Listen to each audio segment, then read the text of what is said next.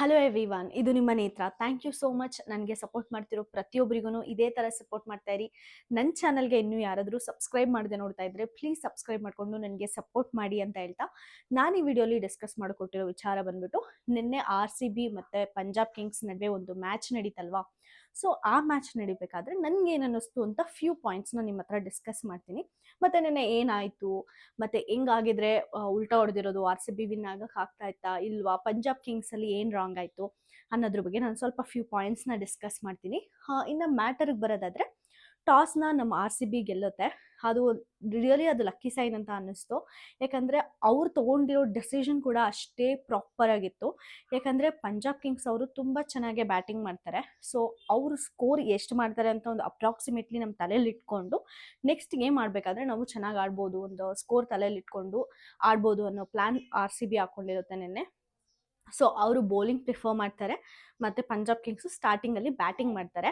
So bowling ಮಾಡಬೇಕಾದ್ರೆ power batting ಇರುತ್ತಲ್ವಾ, so ಅದರಲ್ಲಿ ತುಂಬ ಚೆನ್ನಾಗಿ ಬೌಲಿಂಗ್ ಮಾಡಿದ್ರು RCB ಅಂತ ಹೇಳ್ಬೋದು. ಯಾಕಂದರೆ ಪವರ್ ಪ್ಲೇ ಇರಬೇಕಾದ್ರೇ ಅವರು ಮೋಸ್ಟ್ ಆಫ್ ದ ಸ್ಕೋರ್ ಮಾಡೋಕ್ಕಾಗೋದು, ಯಾರು ಬ್ಯಾಟಿಂಗ್ ಮಾಡ್ತಾ ಇರ್ತಾರೋ ಅವರು. ಸೊ ಅದೇ ಟೈಮಲ್ಲಿ ಸಿರಾಜ್ 2 ವಿಕೆಟ್ಸ್ ತೆಗ್ದಾಕೋದ್ರಿಂದ ಇವು ಪಂಜಾಬ್ ಕಿಂಗ್ಸ್ಗೆ ತುಂಬಾ ನೆಗೆಟಿವ್ ಇಂಪ್ಯಾಕ್ಟ್ ಆಯಿತು. ಸೊ ಅಲ್ಲಿ ಅವ್ರ ಸ್ಕೋರ್ ಬೋರ್ಡ್ ತುಂಬ ಕಡಿಮೆ ಆಯಿತು. ಅದು ಆದಮೇಲೆ ಅಷ್ಟೇ ಚೆನ್ನಾಗೆ ಪಂಜಾಬ್ ಕಿಂಗ್ಸು ಕೂಡ ಇಂಪ್ರೂವ್ ಆದರು. ಎಕ್ಸ್ಪೆಷಲಿ ಲಾಸ್ಟ್ 2 ಓವರ್ಸಲ್ಲಿ ಯಾರು ಬ್ಯಾಟ್ಸ್ಮನ್ ಮಾಡ್ತಾಯಿದ್ರು ತುಂಬ ಚೆನ್ನಾಗಿ ಸ್ಕೋರ್ ಮಾಡಿದರು. ಸ್ಟಾರ್ಟಿಂಗಲ್ಲಿ ನಾನು ಅಂದ್ಕೊಂಡೆ ಮೋಸ್ಟ್ಲಿ ಈ ಸಲ Punjab Kings max to max 150ಗೆ ಸ್ಟಾಪ್ ಆಗಿಬಿಡ್ತಾರೆ ಇದೇ ಥರ ಆಡಿದ್ರೆ ಅಂತ. ಬಟ್ ಲಾಸ್ಟ್ 2 ಬ್ಯಾಟ್ಸ್ಮನ್ ಯಾರು ಬಂದರೋ ಅವ್ರು ತುಂಬ ಚೆನ್ನಾಗಿ ಆಡಿದ್ರು, ಫೋರ್ಸ್ ಎಲ್ಲ ಬಂತು. ಸೊ ಸ್ಕೋರ್ ಬಂದುಬಿಟ್ಟು 170+ ನಿಲ್ತು. ಸೊ ಇಲ್ಲಿ ನಾವು ಅಬ್ಸರ್ವ್ ಮಾಡಬೇಕಾಗಿರೋದು, RCB ಅವರು ಒಂದು ರೇಂಜ್ಗೆ ಬ್ಯಾಟಿಂಗ್ ಮಾಡ್ತಾರೆ, ಬಟ್ ಬೌಲಿಂಗಲ್ಲಿ ಅವರು ಸ್ವಲ್ಪ ವೀಕ್ ಇದ್ರು. ಬಟ್ ಈ ಸಲ ಅವ್ರ ಆರ್ಗನೈಸ್ ಮಾಡ್ಕೊಂಡಿರೋ ರೀತಿ ತುಂಬ ಚೆನ್ನಾಗಿತ್ತು. ಅದಾದಮೇಲೆ ಫಸ್ಟ್ ಟೈಮ್ ಬೌಲಿಂಗ್ ಮಾಡ್ತೀವಿ ಅಂತ ಡಿಸಿಷನ್ ತೊಗೊಂಡಿದ್ದು ಕೂಡ ಅವರಿಗೆ ಪ್ಲಸ್ ಆಯಿತು ಇಲ್ಲಿ ಅಂತಲೇ ಹೇಳ್ಬೋದು.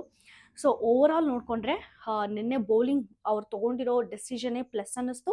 ಪ್ಲಸ್ ಅವ್ರು ಫೀಲ್ಡಿಂಗ್ ಮಾಡಿದ್ದಾಗಲಿ ಮತ್ತು ಪ್ಲೇಯರ್ಸ್ನ ಇವರಾದಮೇಲೆ ಇವರು ಅಂತ ಆರ್ಗನೈಸ್ ಮಾಡ್ಕೊಂಡಿದ್ದಾಗಲಿ RCBಗೆ ನಿಜವಾಗ್ಲೂ ನಿನ್ನೆ ಪ್ಲಸ್ ಆಯಿತು ಅಂತಲೇ ಹೇಳ್ಬೋದು.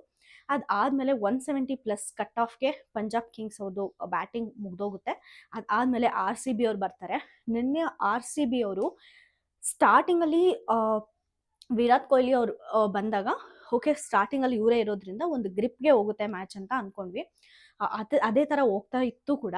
ಬಟ್ ಬೇರೆ ಪ್ಲೇಯರ್ಸ್ ಯಾರು ನಾವು ಸ್ಟ್ರಾಂಗ್ ಪ್ಲೇಯರ್ಸ್ ಅಂತ ಅಂದ್ಕೊಂಡಿರ್ತೀವೋ ಅವರು ನಿನ್ನೆ ಸ್ಕೋರೇ ಮಾಡಲಿಲ್ಲ. ಬಟ್ ಸ್ಟಿಲ್ ವಿರಾಟ್ ಕೊಹ್ಲಿ ಅದೇನು ತುಂಬ ಡಿಫಿಕಲ್ಟಾಗಿ ಅವ್ರು ಅಷ್ಟು ಹೊಡಿಲಿಲ್ಲ, ತುಂಬ ಈಸಿಯಾಗೇ 70+ ಹೋದ್ರು ನಿನ್ನೆ ಕೊಹ್ಲಿ ಅವರು. ಬಟ್ ಇನ್ನೇನು ಅವರು 100+ ಮಾಡಿಕೊಂಡು ಮ್ಯಾಚ್ ಫುಲ್ ಅವರೇ ಮುಗಿಸ್ತಾರೆ ಅನ್ನೋ ಟೈಮಲ್ಲಿ ಫುಲ್ ಔಟಾಗಿ ಹೋಗ್ಬಿಟ್ರು ಅವರು. ಸೊ ಆವಾಗ ಫುಲ್ ಎಂಟೈರ್ ಕಂಠೀರವ ಸ್ಟೇಡಿಯಮಲ್ಲಿ ಫುಲ್ ಸೈಲೆಂಟ್ ಆಗೋಯ್ತು. ಯಾರು ಚೇರ್ ಅಪ್ ಮಾಡ್ತಾಯಿಲ್ಲ, ಓಕೆ ಬಿಡು ಇದು ಮ್ಯಾಚು ಹೋಗೇನೇನೆ ಅಂತ ಡಿಸೈಡ್ ಆದಂಗೆ ಕಾಣಿಸ್ತಾ ಇತ್ತು. ಯಾಕಂದರೆ ಪಂಜಾಬ್ ಕಿಂಗ್ಸ್ ಆಲ್ರೆಡಿ ಗೆದ್ಕೊಂಡು ಬಂದಿರೋರು ಮ್ಯಾಚು, ಮತ್ತು RCB ಅವರು CSK ಮೇಲೆ ಸೋತ್ಬಿಟ್ಟು ಗೇಮ್ ಆಡ್ತಾ ಇರೋರು. ಸೊ ಅಷ್ಟೇ ಕಾನ್ಫಿಡೆನ್ಸಿಂದ ಬರಬೇಕು, ಸೆಲ್ಫ್ ಕಾನ್ಫಿಡೆನ್ಸ್ ಎಲ್ಲೋ ಡೌನ್ ಮಾಡ್ಕೋಬಾರ್ದು. ಅಷ್ಟು 100% ಕಾನ್ಸಂಟ್ರೇಷನಲ್ಲಿ ಆಡಬೇಕಾಗಿರೋ ಮ್ಯಾಚು ಕೂಡ ಈ ಥರ ಸ್ಟ್ರಾಂಗ್ ಪ್ಲೇಯರ್ಸು ಕೂಡ ಇನಿಷಿಯಲಲ್ಲೇ ಔಟ್ ಆಗಿ, ಅದಾದಮೇಲೆ ಕೊಹ್ಲಿ ಕೂಡ ಔಟ್ ಆದ ತಕ್ಷಣ ಎಲ್ಲರಿಗೂ ಓಪ್ಸೇ ಹೊರಟೋಯ್ತು ಅಂತ ಹೇಳ್ಬೋದು.